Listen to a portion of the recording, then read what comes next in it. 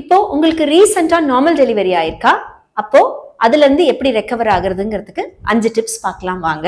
First thing, adequate pain killers. ஏன்னா உங்களுக்கு கீழே எபிசியோட்டமி கீழே கட் பண்ணியிருக்காங்க அப்படின்னா அது கண்டிப்பா பெயின்ஃபுல்லா தான் இருக்கும். ஸோ அடிக்குவேட் பெயின் கில்லர்ஸ் எடுத்துக்கிறது ரொம்ப அவசியம். அடுத்த விஷயம், தண்ணி.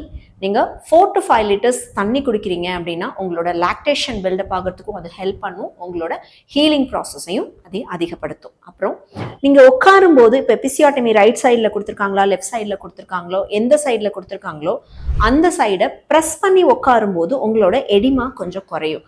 சம்டைம்ஸ் என்ன ஆகும், நம்ம பெயின்ல ஒரு சைடு லிஃப்ட் பண்ணி ஒரு பக்கமா உட்கார்றதெல்லாம் பண்ணுவோம். அதெல்லாம் பண்ணக்கூடாது.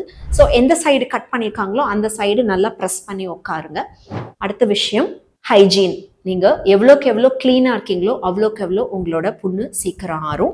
கடைசியான விஷயம், ப்ளீடிங் ஒரு 45 நாள் வரைக்கும் கூட வரலாம். சிலருக்கு ஒரே வாரம் தான் வரும், ஒரு சிலருக்கு 45 நாள் வரைக்கும் கூட வரலாம். ஸோ இது மாதிரி இன்ட்ரெஸ்டிங் ஃபேக்ட்ஸ் பத்தி தெரிஞ்சுக்கிறதுக்கு நம்ம பேஜை ஃபாலோ பண்ணுங்க. நான் டாக்டர் அகிலா திரு. தேங்க்யூ.